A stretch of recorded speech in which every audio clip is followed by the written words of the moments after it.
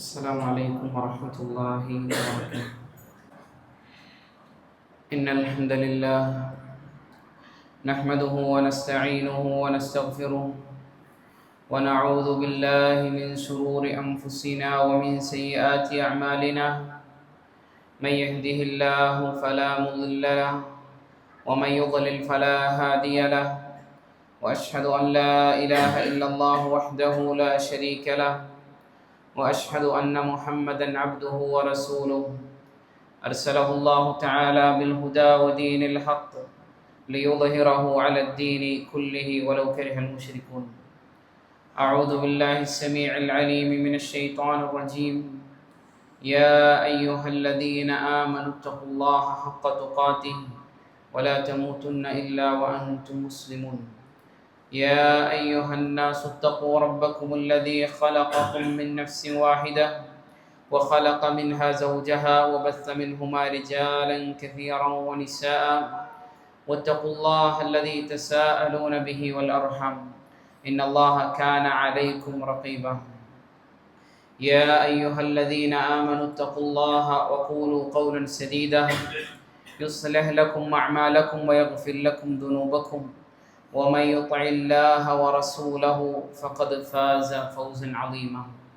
أما بعد فإن خير الكلام كلام الله، وخير الحديث كتاب الله، وخير السنن سنن محمد صلى الله عليه وسلم تسليما كثيرا كثيرا. وشر الأمور محدثاتها، وكل محدثة بدعة، وكل بدعة ضلالة، وكل ضلالة في النار. ഉസീക്കും ഇബാദല്ലാഹി അവ്വലൻ ബിത്തഖ്വല്ലാഹ്. അല്ലാഹു സുബ്ഹാനഹു വ തആലയെ സൂക്ഷിച്ചുകൊണ്ട് ജീവിക്കണമെന്ന് സ്വന്തത്തെ മറക്കാതെ നിങ്ങൾ ഓരോരുത്തരോടും വസിയത്ത് ചെയ്യുകയാണ്, ഗൗരവപൂർവ്വം ഓർമ്മപ്പെടുത്തുകയാണ്.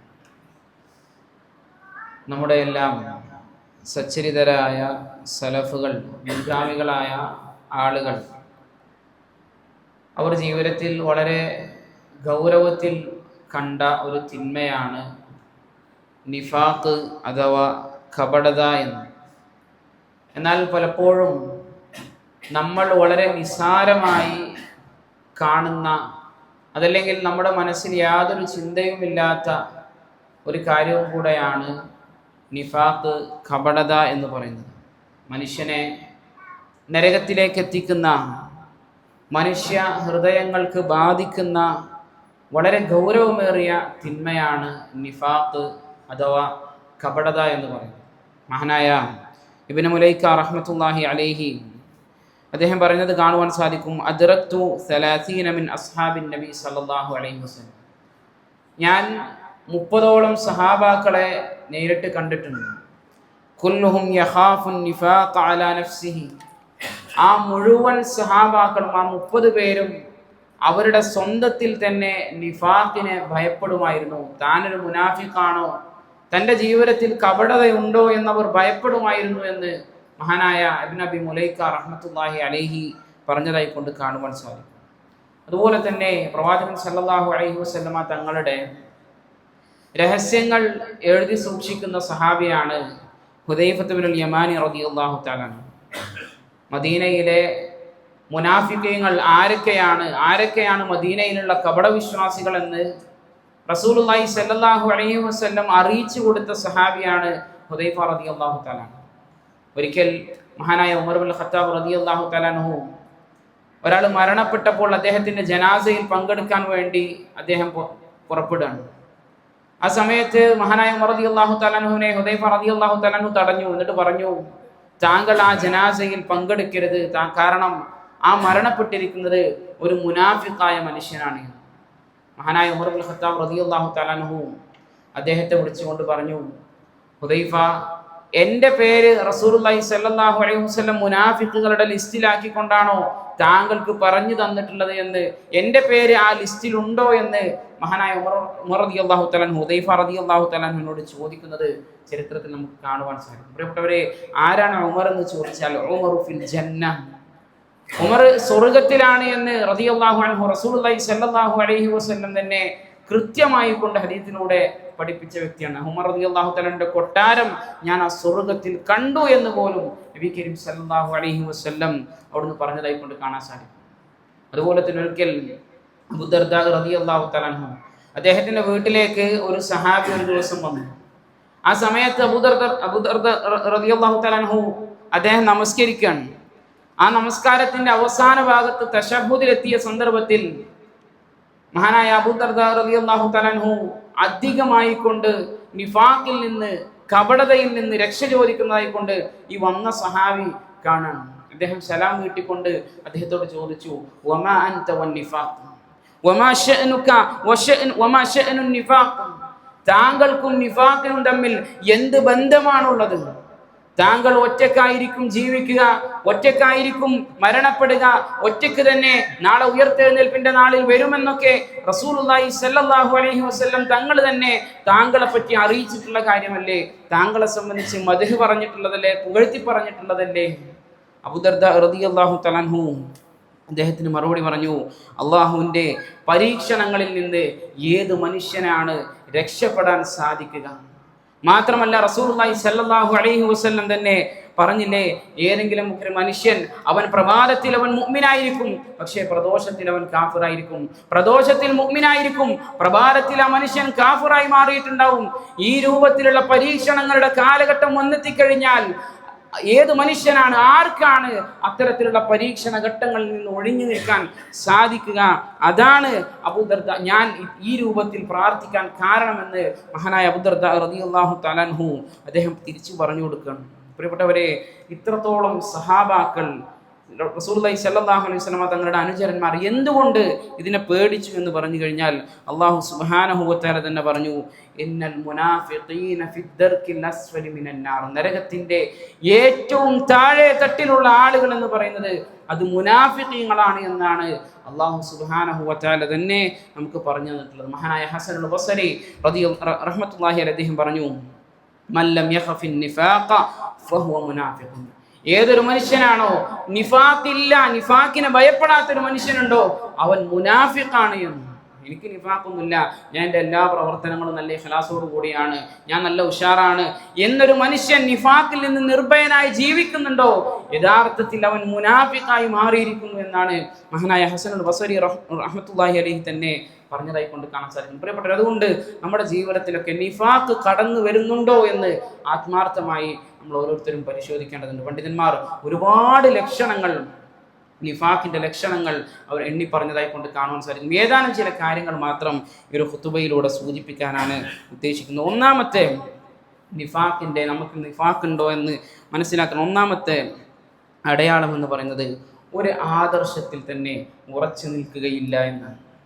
ഒരു ആദർശത്തിൽ തന്നെ ഉറച്ചു നിൽക്കുകയില്ല എന്നാണ് അല്ലാഹു സുബ്ഹാനഹു വ തആല പറയാണ്, മുദബ്ദബീന ബൈന ദാലിക ലാ ഇലാഹ ഉലാ വലാ ഇലാഹ ഉലാ. ഏതൊരു കൂട്ടർ അവരിങ്ങനെ ആശയക്കുഴപ്പത്തിലായിക്കൊണ്ടേയിരിക്കും. എങ്ങനെ? ഒരു കൂട്ടരുടെ അടുത്തേക്ക് പോയി കഴിഞ്ഞാൽ അവരുടെ ആദർശീകരം, മറ്റൊരു കൂട്ടരുടെ അടുത്തേക്ക് പോയാൽ അവരുടെ ആദർശമായിരിക്കും. ജാറമുള്ള പള്ളിയിലാണോ പോകുന്നത്, അവിടെ സുജൂദ് ചെയ്യാൻ മടിക്കൂല. കൂട്ടപ്രാർത്ഥനയുള്ള പള്ളിയിലാണോ പോകുന്നത്, അവിടെ കൂട്ടപ്രാർത്ഥന നടത്താൻ പ്രയാസം ഉണ്ടാവില്ല. തൗഹീദുള്ള മസ്ജിദിലാണ് വരുന്നത്, അവിടെ അങ്ങനെ നിൽക്കും.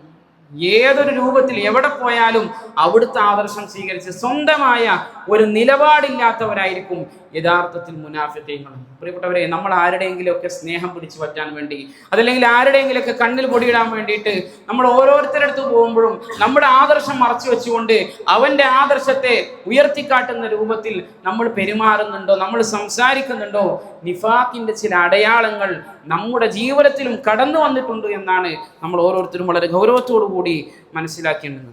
അതുപോലെ തന്നെ രണ്ടാമതായി ഒരു ലക്ഷണം എന്ന് പറയുന്നത് നന്മകളായ കാര്യങ്ങളിൽ നിന്ന് ഓരോരോ കാരണങ്ങൾ പറഞ്ഞുകൊണ്ട്, വളരെ താഫിഹായ, വളരെ നിസാരമായ കാരണങ്ങൾ പറഞ്ഞുകൊണ്ട് മാറി നിൽക്കുന്നവരായിരിക്കും മുനാഫിഖീങ്ങൾ. ഏത് നന്മ ഉണ്ടായാലും ആ നന്മയിലൊക്കെ പങ്കെടുക്കാതിരിക്കാൻ എന്തൊക്കെ മാർഗങ്ങളുണ്ടോ അതൊക്കെ സ്വീകരിക്കാൻ വെമ്പുന്ന ആളുകളായിരിക്കും മുനാഫിഖീങ്ങളായിട്ട് ഉള്ള ആളുകൾ.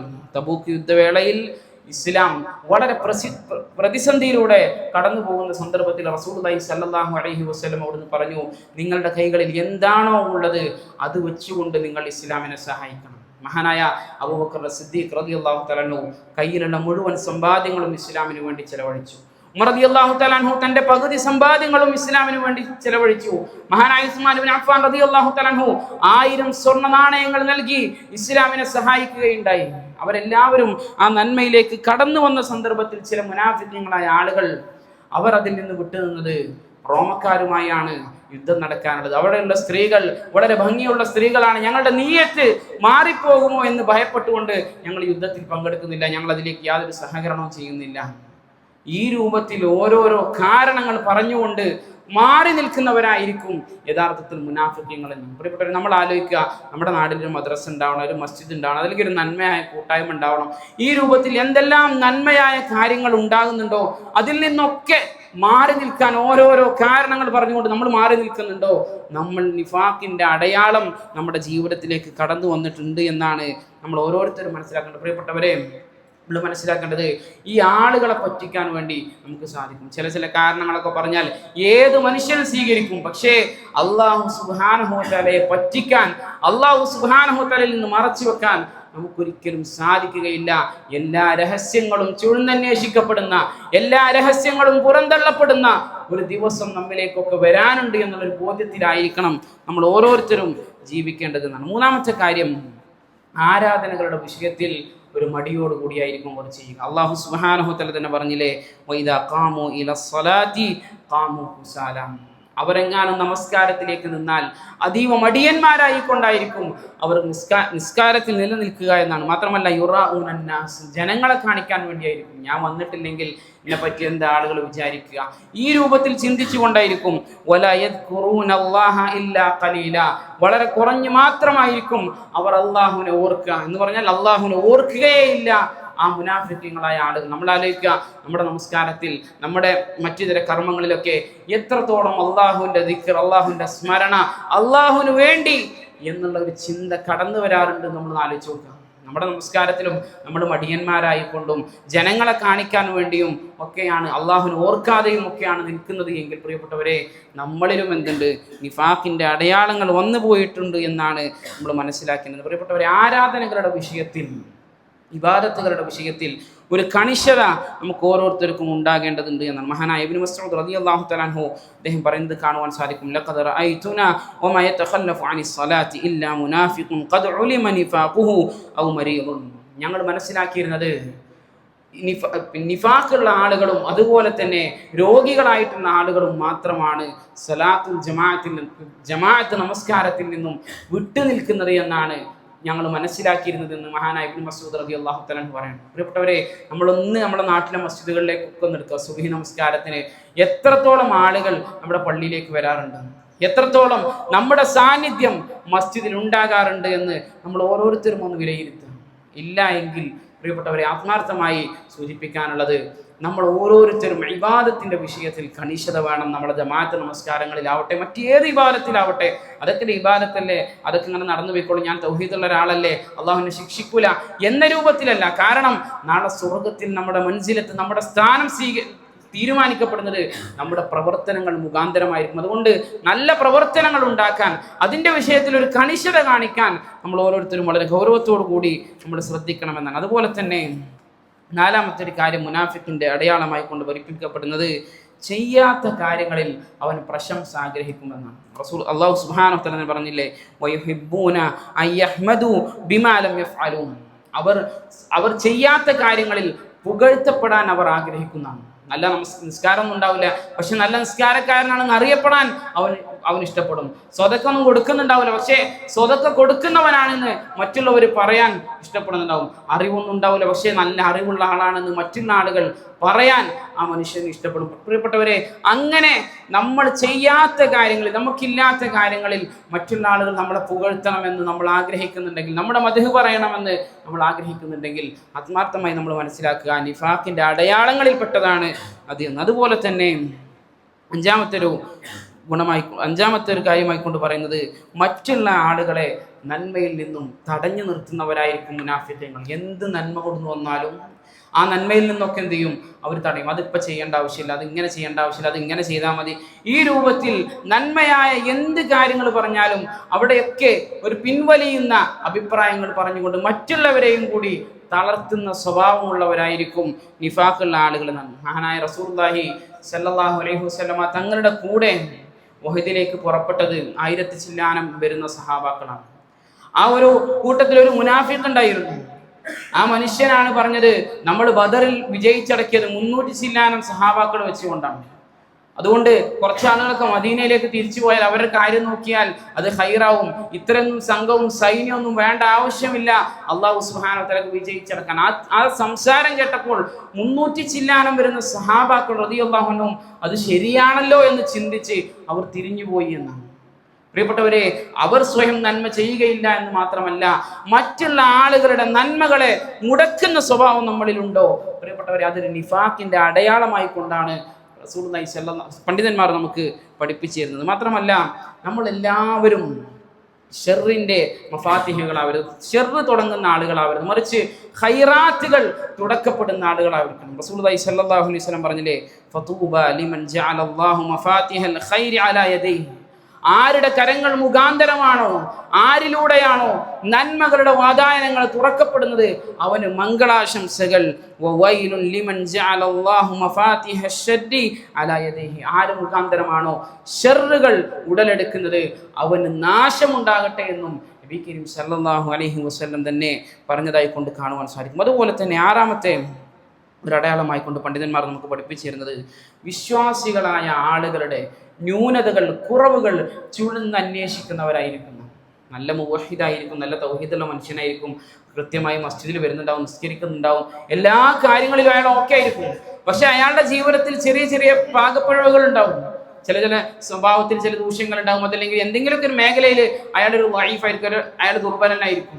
ആ ദുർബലതയെ ചുഴന്നന്വേഷിച്ച് അവരുടെ ഐബത്തുകൾ, അവരുടെ കുറവുകൾ മറ്റുള്ള ആളുകൾക്കിടയിൽ നഷർ ചെയ്യുന്ന, മറ്റുള്ള ആളുകൾക്കിടയിൽ വ്യാപിപ്പിക്കുന്ന ആളുകളായിരിക്കും മുനാഫിക്കുകളായ ആളുകൾ. അതൊക്കെ നിഫാഖിന്റെ അടയാളമായി കൊണ്ടാണ് പണ്ഡിതന്മാർ നമുക്ക് പഠിപ്പിച്ചിരുന്നത്. അതുപോലെ തന്നെ 6-ാമത്തെയും 7-ാമത്തെയും 8-ാമത്തെയും 9-ാമത്തെയും കാര്യമായി കൊണ്ട് നബി കരീം സല്ലല്ലാഹു അലൈഹി വസല്ലം ഒരൊറ്റ ഹദീസിൽ അവിടുന്ന് പറഞ്ഞു, മുനാഫിഖിന്റെ അടയാളങ്ങൾ പറഞ്ഞുകൊണ്ട് പറഞ്ഞു, ഇദാ ഹദ്ദസ കദബ വഇദാ വഅദ അഖ്ലഫ വഇദാ തുമിന ഖാന.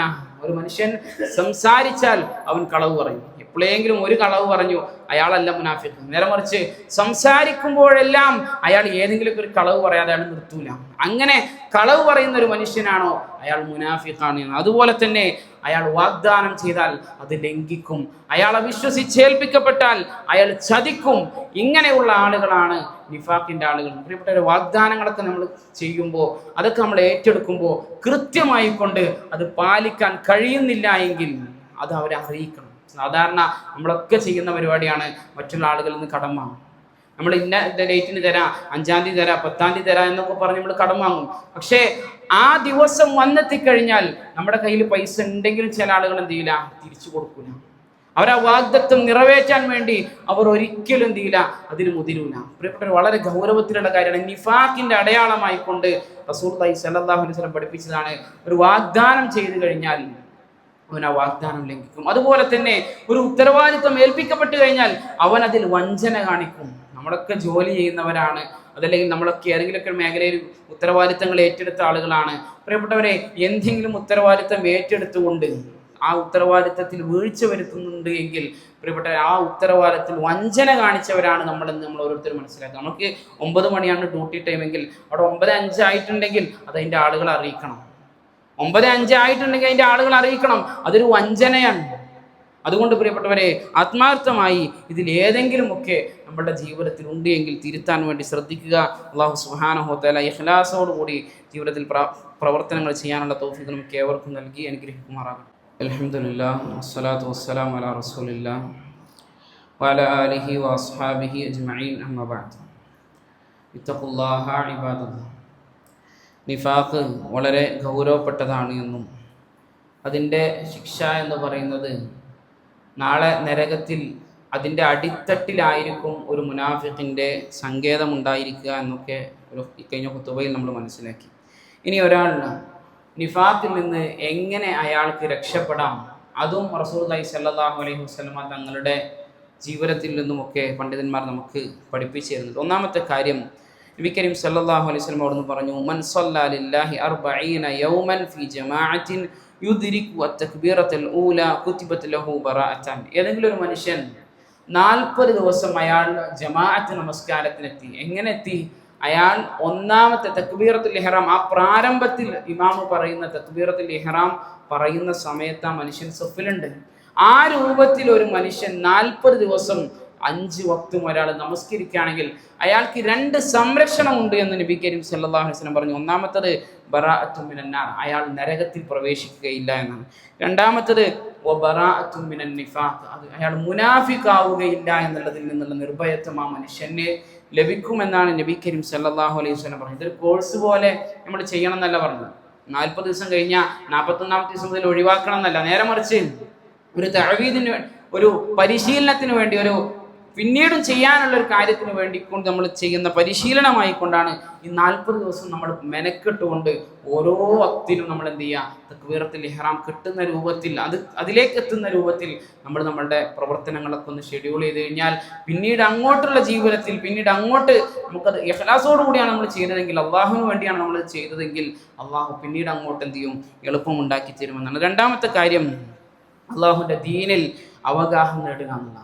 ദീനിൻ്റെ കാര്യങ്ങൾ എല്ലാ ദിവസവും കുറഞ്ഞൊരു കാര്യങ്ങളാണ് എങ്കിലും എന്തെങ്കിലുമൊക്കെ ദീനിൻ്റെ കാര്യങ്ങൾ നമ്മൾ കേൾക്കുക, പഠിക്കുക, മനസ്സിലാക്കുക, അതൊക്കെ കുറിച്ച് വെക്കുക, ഇതൊക്കെ ചെയ്യുക എന്നുള്ളത് നിഫാഖിൽ നിന്ന് രക്ഷ നേടാനുള്ള ഒരു കാര്യമാണ്. അതുപോലെ തന്നെ മൂന്നാമത്തെ ഒരു കാര്യം ഖിയാമുൽ ലൈലാണ്. രാത്രിയിൽ ഒരല്പസമയമെങ്കിലും അള്ളാഹുവിൻ്റെ മുമ്പിൽ നിന്നുകൊണ്ട് എഴുന്നേറ്റ് നിസ്കരിക്കുന്ന ഒരു സ്വഭാവം നമുക്കുണ്ട് എങ്കിൽ നിഫാഖിൽ നിന്ന് രക്ഷപ്പെടാൻ സാധിക്കുമെന്നാണ് പണ്ഡിതന്മാർ നമുക്ക് പറഞ്ഞിരുന്നത്. കാരണം നമുക്ക് എല്ലാവർക്കും അറിയാം, നമ്മൾ പള്ളിയിൽ വരുമ്പോൾ നമ്മളുടെ നിസ്കാരം കാണാൻ പല ആളുകളുണ്ട്. പക്ഷേ രാത്രിയിൽ ഒരാൾ ഒറ്റയ്ക്ക് എഴുന്നേറ്റുകൊണ്ട് വുദുവെടുത്ത് അയാൾ നമസ്കരിക്കുന്നുണ്ടെങ്കിൽ സ്വാഭാവികമായും അത് മറ്റാരെയും കാണിക്കാനോ കേൾപ്പിക്കാനോ വേണ്ടി ഒന്നും ആവില്ല. നേരെ മറിച്ച് അത് അള്ളാഹു സുബ്ഹാനഹു വ തആലയോടുള്ള അതീവ ഭയം കാരണം കൊണ്ട് മാത്രമായിരിക്കും മനുഷ്യൻ അങ്ങനെ എഴുന്നേറ്റ് നമസ്കരിക്കുക. അപ്പോൾ ആ ഒരു ഖിയാമുൽ ലൈൽ എന്ത് ചെയ്യുക, നമ്മൾ തുടർത്തുക. അതുപോലെ തന്നെ അള്ളാഹുവിൻ്റെ സ്മരണകൾ നമ്മൾ നിലനിർത്തുക. അള്ളാഹുവിൻ്റെ സ്മരണകൾ നിലനിർത്തുക എന്ന് പറഞ്ഞാൽ രാവിലെയും വൈകുന്നേരവും ഉറങ്ങുന്ന സമയത്തും നമസ്കാര ശേഷമുള്ള ഈ 4 സമയത്തുള്ള അദ്കാറുകൾ കൃത്യമായി നമ്മൾ ചൊല്ലാൻ വേണ്ടി നമ്മൾ എന്ത് ചെയ്യുക, ശ്രദ്ധിക്കുക. നമ്മളൊന്ന് ആലോചിച്ച് നോക്കുക, കഴിഞ്ഞ 10 ദിവസം നമ്മൾ അദ്കാർ സബാഹ് ചൊല്ലിയിട്ടുണ്ടോ, അദ്കാർ മസാ ചൊല്ലിയിട്ടുണ്ടോ? എന്നും ഉറങ്ങുമ്പോൾ ചെല്ലാനുള്ള അദ്കാറുകളൊക്കെ നമ്മൾ ചൊല്ലിയിട്ടാണ് നമ്മൾ കടന്നുറങ്ങാറുള്ളത്.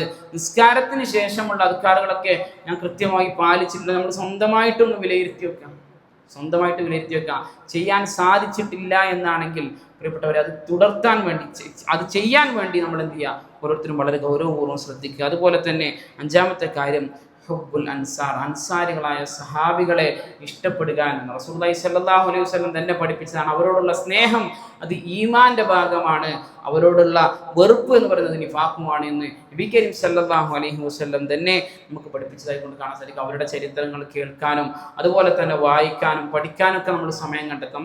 നമുക്കറിയാം, നമ്മുടെ ഈ ദുനിയാവിൽ വെച്ചുകൊണ്ട് ഓരോ ആളുകളെ ഇഷ്ടപ്പെടുന്നുണ്ട്. പലരും കളിക്കാരെ ഇഷ്ടപ്പെടുന്നവരുണ്ട്, പലരും സിനിമാ നടന്മാരെ ഇഷ്ടപ്പെടുന്നവരുണ്ട്, ഗായകന്മാരെ ഇഷ്ടപ്പെടുന്ന പല ആളുകളുടെയും ഇഷ്ടപ്പെടുന്ന ആളുകളുണ്ട്. അവരുടെയൊക്കെ ഹിസ്റ്ററി, അവരുടെയൊക്കെ ചരിത്രം എന്താണ്, അവരുടെ ജീവചരിത്രം എന്താണെന്നൊക്കെ വളരെ കൃത്യമായി നമ്മൾ ഓരോരുത്തരും പഠിച്ചിട്ടുണ്ടാവും. അതല്ലെങ്കിൽ നമ്മുടെ മക്കൾ ആ രൂപത്തിൽ വളർത്തുന്നുണ്ടാവും. പ്രിയപ്പെട്ടവരെ, നമ്മുടെ മക്കൾക്കും, നമ്മളും പഠിക്കേണ്ടത് നമ്മുടെ മക്കൾക്കും ഒക്കെ പകർന്നു കൊടുക്കേണ്ടത് നബി കരീം സല്ലല്ലാഹു അലൈഹി വസല്ലം തങ്ങളുടെ ജീവിതവും അവിടുത്തെ സഹാബാക്കളുടെ ജീവിതവും അൻസാറുകളുടെയും സച്ചരിതരായ സലഫുകളുടെയും ഒക്കെ ജീവിതമാണ് അവർക്ക് നമ്മൾ പഠിപ്പിച്ചു കൊടുക്കേണ്ടത്. അതിലൂടെ ഒരു മനുഷ്യൻ എന്ത് ചെയ്യാൻ കഴിയും, അവൻ്റെ നിഫാഖ് ഇല്ലാതാക്കി തീർക്കാൻ പരിശ്രമിക്കാൻ ആ മനുഷ്യന് സാധിക്കുന്നതാണ്. അല്ലാഹു സുബ്ഹാനഹു വ തആല കാര്യങ്ങളെ കൃത്യമായി മനസ്സിലാക്കാനും അതനുസരിച്ച് ജീവിതത്തിൽ പ്രാവർത്തികമാക്കാനും എല്ലാമുള്ള തൗഫീഖ് നമുക്ക് എവർക്കും നൽകി അനുഗ്രഹിക്കുമാറാകട്ടെ. റബ്ബനാ തഖബ്ബൽ മിന്നാ ഇന്നക അൻതസ് സമീഉൽ അലീം വതുബ് അലൈനാ ഇന്നക അൻതത് തവ്വാബുർ റഹീം. ആമീൻ ബിറഹ്മതിക യാ അർഹമർ റഹീമീൻ.